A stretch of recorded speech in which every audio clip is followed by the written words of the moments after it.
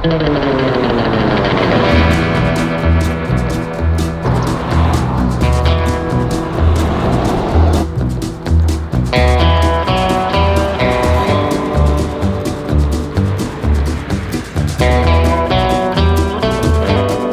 you see a big truck coming or something, just let me know and we'll pause.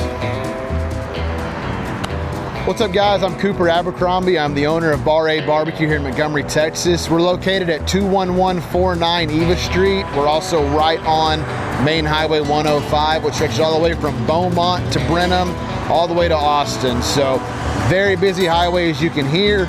We are open Tuesday through Sunday. We're only closed on Mondays. We open at 10:45 Tuesday through Friday and Sunday, and we open at 8 o'clock for breakfast on Saturdays. Thank you all for watching, guys. Let me show you around. Let's go through the front door, guys. So guys, as you walk in, the first thing you're gonna see is obviously the animals we have everywhere. I'm a big hunter, fisherman.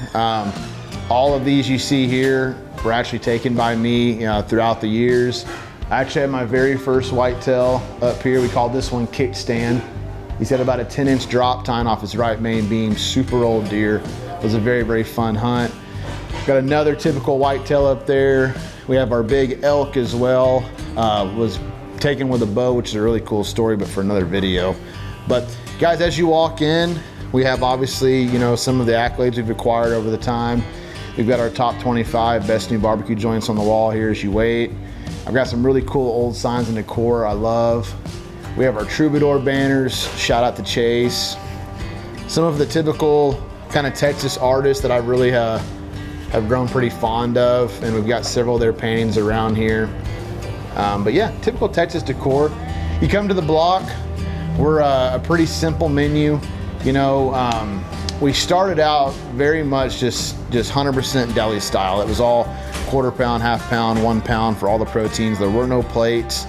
And we just kind of learned that for Montgomery and the smaller town out here, it really just confused people.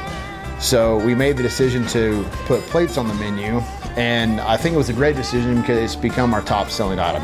It's not that it's any different if you just ordered a quarter pound of one meat or two meats. It's the exact same thing for the plates, but I think just from a customer perspective, it's a little bit easier for them to understand. It's what they're used to. And as a business owner, I've learned that sometimes it's just not worth fighting every battle that you come across. And this was one that we decided not to fight again, and plates are our thing now. And I think we've kind of become known for it on social media. I think, a lot of our presence for social media is I really try and push plates on the pictures, because my thought is you see a lot of great platters. A lot of people have mastered the platters and how they look and present, but you don't see a ton of great looking plates out there. There's a few places that do it really well, but I've kind of thought if we can become one of those people that are known for doing great plates, it's kind of something that separates us. So it's another reason why we kind of went plate heavy with it too. But long story, we don't have a ton of proteins, guys. We try and keep the menu fairly simple. I think we're up to 6 proteins.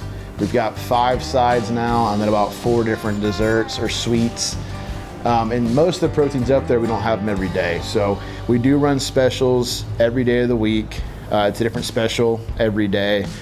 And it just kind of gives you a reason to come more than one time a week. So, if you love burgers, we only do those on Thursdays. So you come Thursday for smash burgers. Beef ribs, we do them only on Saturdays. So it always gives you a reason to come back every day, and there's something new you can try every day you're here. We have all of our meats, listed by the weight, by the pound up here. We have our Trinity plate.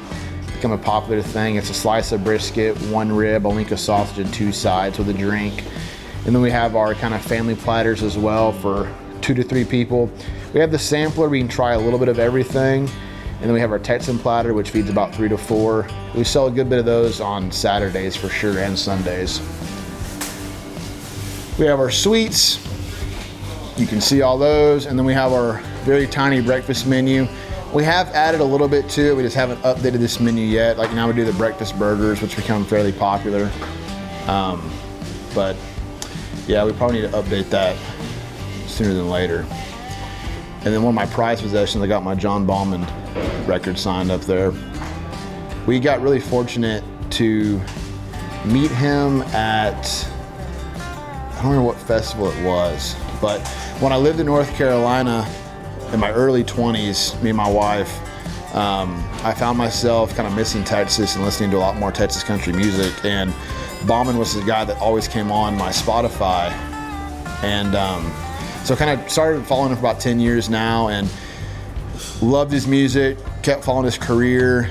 We got really fortunate to feed him at the House of Blues in Houston and hang out with him, and he's become kind of one of my better friends. He's a big barbecue nut and is always texting me and calling me and asking me questions about how to do this or that in barbecue.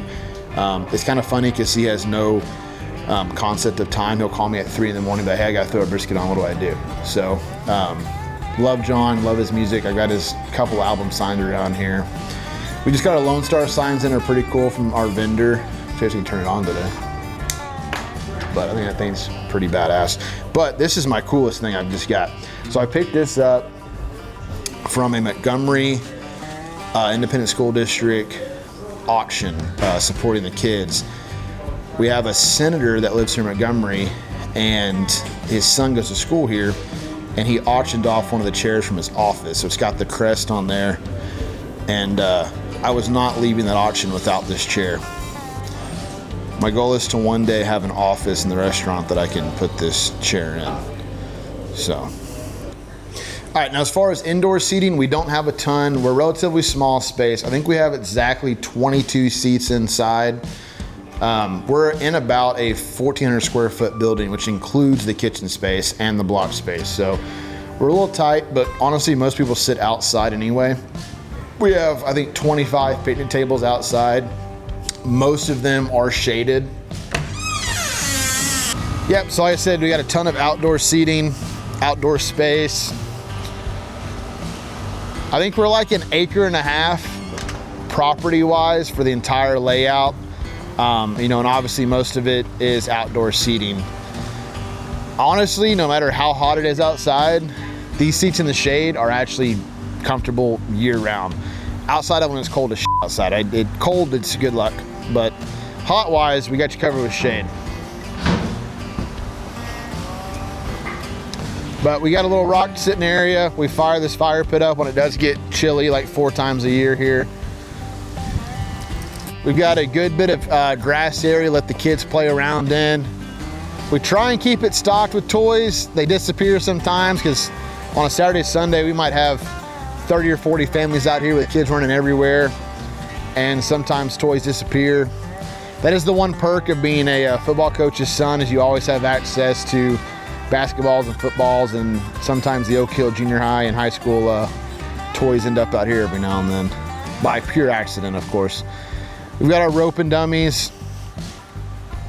Actually, most grown men spend more time playing with those than the kids do, which is always funny. It's always a testosterone-driven sport of who can rope the dummy, and no one's ever very good at it. Then we come to the smokehouse. We've got our Montgomery Bears banners up. I need a Lake Creek one. I don't have a Lake Creek High School one. They haven't brought me one by yet.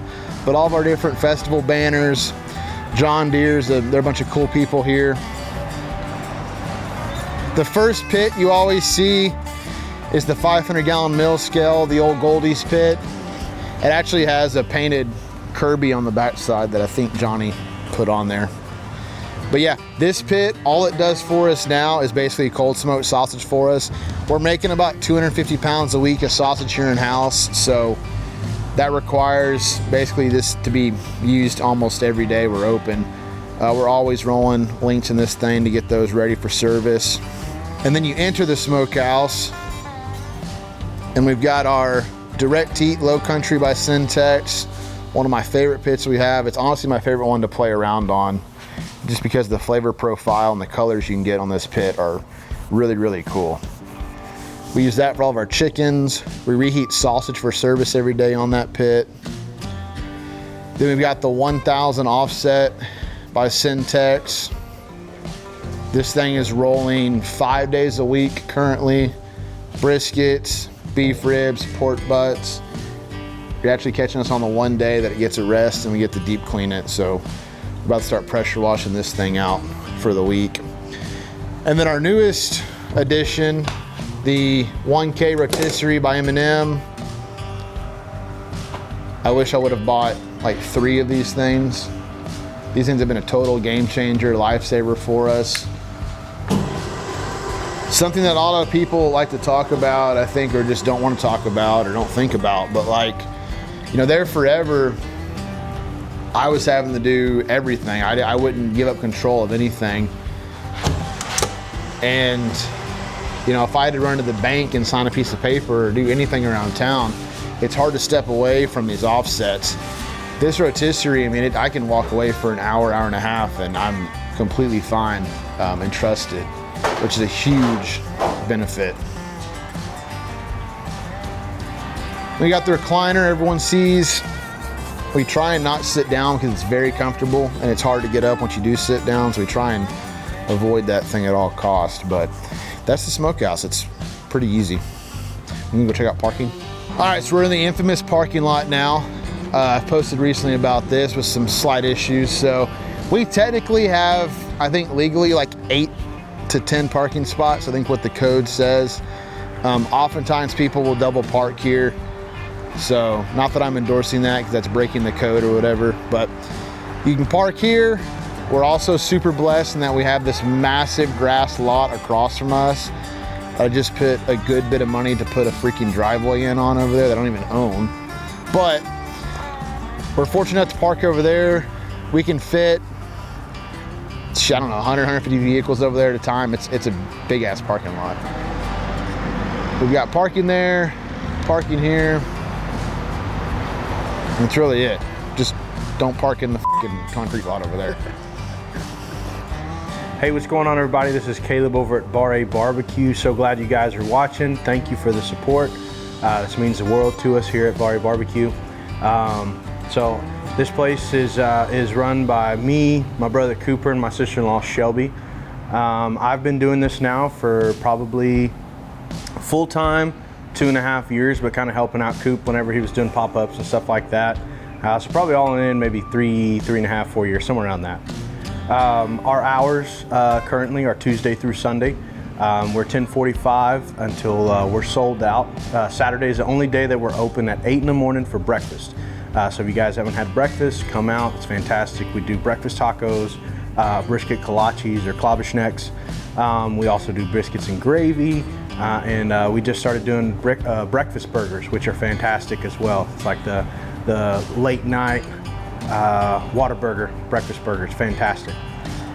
So my primary kind of role around here is I'm right now kind of really take charge of the sausage program here at Bar-A-BBQ, so I kind of stay on top of that. We do 2 different kinds. We have a beef and garlic sausage, and then we also make a jalapeno and cheese sausage. Both are going to be a mix of brisket, pork, and fat ratio on there, so neither one's all brisket or all pork, whatever. So those are the 2 primary sausages that we make here in-house. There will be some kind of special links that we make down the road that we've talked about doing, and then we are kind of revamping our boudin link back again now that we kind of have some extra hands to help take some of that off of everybody's plate. So primary sausage, I do help out Alex and Sergio and all those guys too with meat trimming, seasoning. I kind of start the pits in the evening. Alex takes them back over in the morning. And then I guess you could say kind of like a front of house, back of house / manager, if you will. I'm primarily cut Saturdays, Sundays, and then just kind of staying on top of side prep, really any other prep that needs to be taken care of. So that's kind of, I'm more of a figure out what needs to be done kind of guy, and then just kind of slide into that role and try to make everything run as smooth as possible. Sometimes I'm not as lucky. Sometimes I mess it up, but hey, that's part of it, and that's where we're at. That's us at Bar-A. We're not culinary trained chefs. I don't have the taste buds for it. Most of the time I eat a cheese stick at 7-Eleven on the way home, so that's supper for me. But we try to make everything here as simple as possible. Most everything here is from our grandparents' cookbooks. So you're gonna find a lot of butter, a lot of salt, a lot of pepper, and a lot of sugar in our desserts. So as you can see, that's why we look the way we do. It's a simple but down-to-earth menu, and that's kind of what the idea and the goal that we shoot for here at Bar-A-BBQ. Camera crew, everyone better have clothes on. Take them off? It's up to you. Welcome to the infamous Bar-A kitchen. We've got the infamous baker, also my wife. She's pretty cool. She's knocking out cookies, cornbread for the day. We've got Caleb, Kobe, and Ray. We call Ray Thunder Dick. He used to be, he spent 25 years in the California penal system, but he was a guard, so he was not actually a bad guy. Just a well-hung gentleman. Got Caleb over here making sausage for the day. We don't have a lot of space. It's very tight, but we make it work. We actually just got a new oven. We had an electric oven for the first 2 years of being open, and only 2 burners worked on there the entire time. So now we have 5 burners, which is pretty cool. We still only use 2 of them. Some habits are hard to break. 5 things at once. Yeah, if we ever have to cook 5 things at one time, we can do it. Yeah, rapid boil technology is cool. Cool, and then we'll come to the block. What'd Caleb say? Start done? Okay. And in the block, we can fit like 3 fat guys up here and a female at the register, or you can fit 4 to 5 normal people up here. Usually during the week, Tuesday through Friday, we'll have 1 cutter, 1 person on sides, and then a floater between register and garnish, which means you just go through an absolute ton of gloves when you do that, but it is what it is. And then on the weekends, we'll have a cutter, a sides, garnish only, register only, and then a floater that kind of helps where needed between those 4. So 5 on the weekends, 3 to 4 up front during the week. But we've got the 2 warmers here. We have a 3rd warmer in the burger shack, and then another warmer downstairs in the pit room for overflow. We need more space.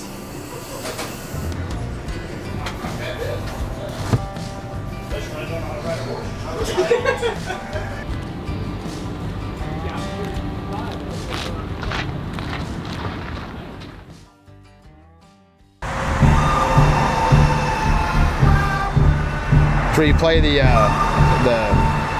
Western tumbleweed music right there. All right, so we're back out front, and interesting enough, historically, in this very exact spot in 1846, nothing f***ing happened. But we have our Texas flag here. It's massive.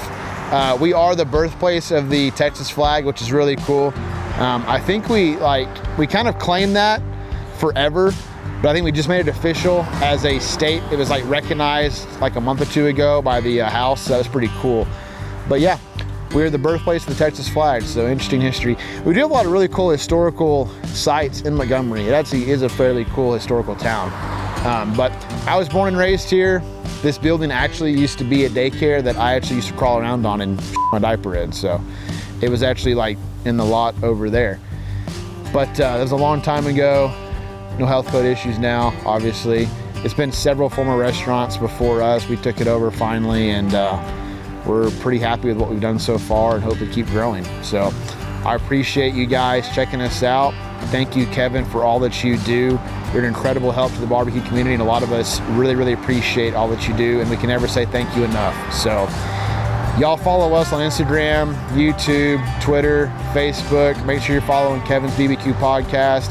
Make sure you're following the camera guy, Texas Derek, as well, guys. Thank you all, and God bless.